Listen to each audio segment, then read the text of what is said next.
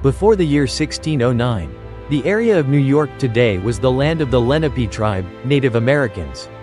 Mainly living along the Hudson River, East River, catching fish, hunting, planting corn. The area of New York today was not a city, but a vast natural ecosystem including dense forests covered Manhattan Island, coastal marshes, estuaries salt, fresh intertwined, the system of Hudson River, East River, Harlem River rich in fish and seafood. This was the long-standing living territory of the Lenape tribe, also called Delaware Indians, a group of indigenous people belonging to the Algonquian language family. They called the Manhattan area, Mannahatta, meaning, land of many hills, or, place of gathering wood to make bows and arrows.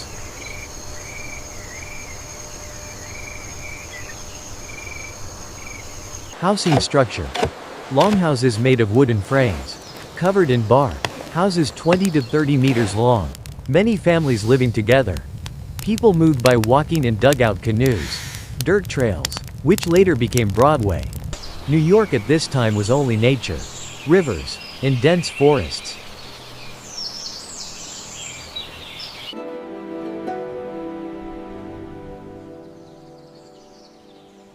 From the year 1609 to 1664, the Dutch quickly established the colony of New Amsterdam at the southern tip of the island, turning this place into an important fur trading center of the New World. New Amsterdam, now New York, at this time was still a small settlement. The population was only a few thousand people, but bore a strong imprint of Dutch planning and architecture, with narrow streets, curving according to the natural terrain, not following straight axes or a checkerboard grid. Houses were mainly low houses from 1 to 2 stories, built with red brick, high-sloped roofs to resist snow, and most characteristically, step gables facing the street. All economic activities of New Amsterdam revolved around the harbor, where sailing ships and wooden ships constantly entered and exited, transporting furs, agricultural products, and goods from Europe. Along the river rose warehouses, wooden bridges, and ship repair workshops, forming a primitive but bustling port city. Transportation in New Amsterdam was still very primitive, mainly dirt roads, horse-drawn carriages, and traveling by water, as the Hudson River played the role of the vital traffic artery.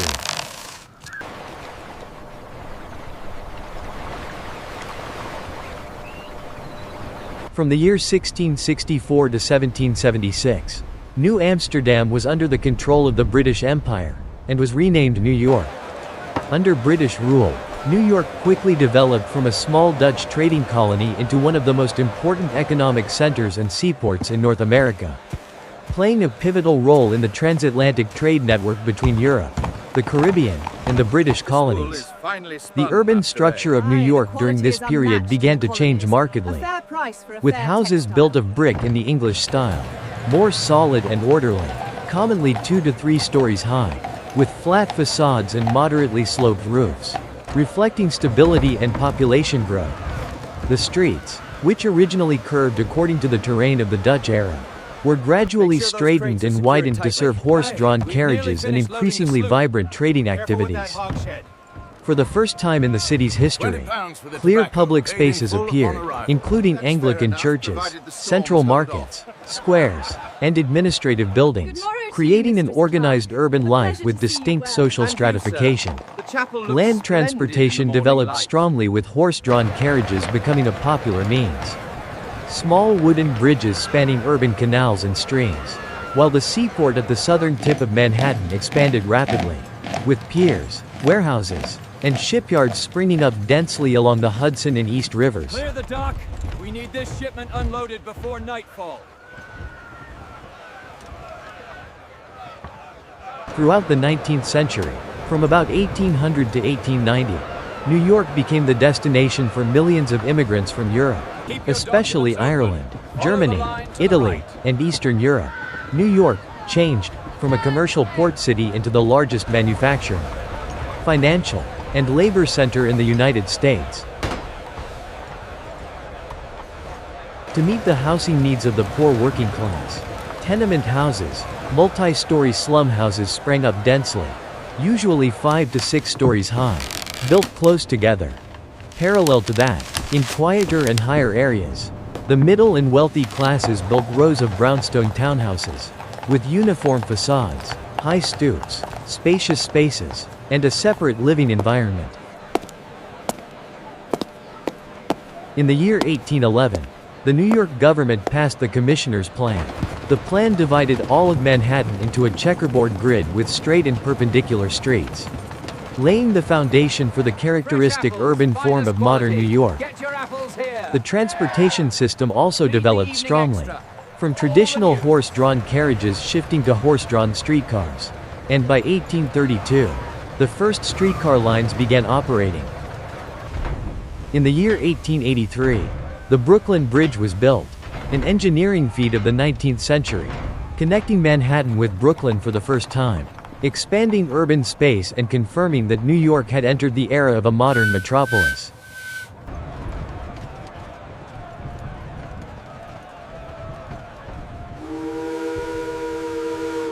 Entering the beginning of the 20th century, from about 1900 to 1930, New York officially entered the skyscraper era, marking a powerful transformation from a colonial commercial city into a global financial and economic center. The birth of steel frame structures, along with safe elevators and modern fire protection systems, created the conditions for the first high-rise buildings to rise into the New York sky. The major architectural styles of this period, such as Beaux-Arts, bearing a classical, symmetrical, and grand beauty, or Art Deco with strong lines, bold shapes, and geometric decorations, shaped the characteristic appearance of Manhattan. The timeless architectural symbols appeared one after another, such as the Flatiron Building with its unique triangular shape completed in 1902. The Chrysler Building bearing the brilliant Art Deco style in the early 1930s, and the Empire State Building, completed in 1931, becoming the tallest building in the world for many decades.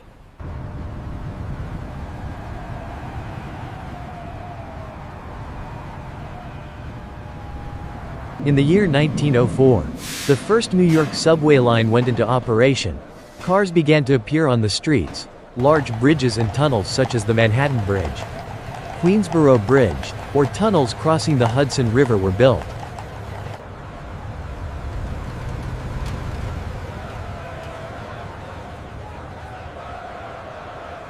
After World War II, from about 1945 to the early 1970s, New York entered a period of extensive urban restructuring. Millions of returning veterans, along with housing support policies such as the GI Bill, fueled a wave of people leaving crowded central Manhattan to move to newly developed suburban areas in Long Island, New Jersey, and Westchester. In the city center, many old residential neighborhoods were demolished to make way for high-rise apartment projects and social housing, while simultaneously forming modern office clusters with glass and steel curtain walls, the symbols of mid-20th century modernism.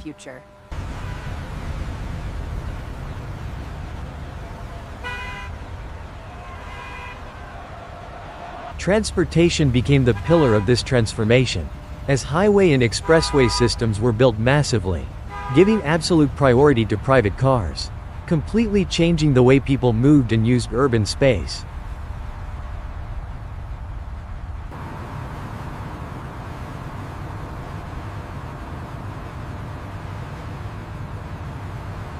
The most influential figure during this period was Robert Moses, the powerful planner behind a series of bridges, tunnels, parks, and expressways such as the Triborough Bridge, the Brooklyn-Queens Expressway, or the Cross-Bronx Expressway.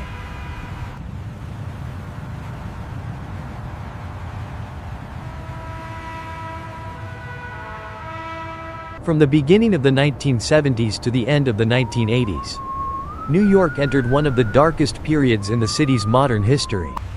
As financial crisis, economic recession, and social issues broke out at the same time, many neighborhoods fell into a state of severe deterioration.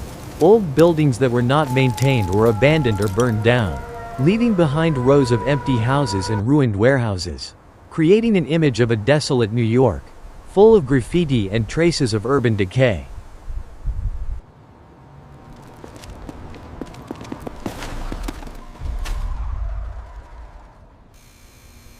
Vacant factory and warehouse areas in Soho, Tribeca, and the Lower East Side were occupied and renovated by artists, musicians, and creative communities into large, low-cost loft spaces, paving the way for the city's cultural and artistic revival.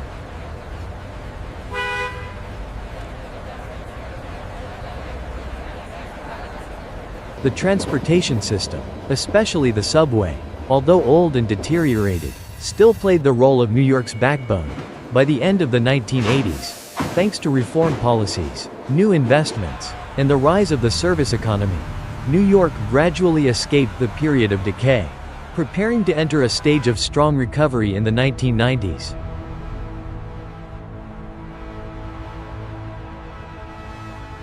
From the beginning of the 1990s until now, New York has entered a period of extensive modernization and affirmed its position as one of the world's most important global cities. A convergence of international finance, culture, technology, and media. After the crisis period, the city was heavily reinvested in, bringing Manhattan back to its role as a global economic power center, rivaling London and Tokyo. In terms of architecture, New York has witnessed the emergence of super-tall buildings, supertalls, with extraordinary heights. Utilizing modern glass and steel structures, the transportation system continues to play the role of the backbone of urban life, with the world's largest subway network in terms of scale and number of stations, operating 24/7. Alongside that, buses, traditional yellow taxis, ride-hailing services like Uber, and an ever-expanding system of pedestrian and bicycle paths. Ferry lines along the Hudson and East Rivers have been restored and developed, serving both transportation and becoming public and tourist spaces.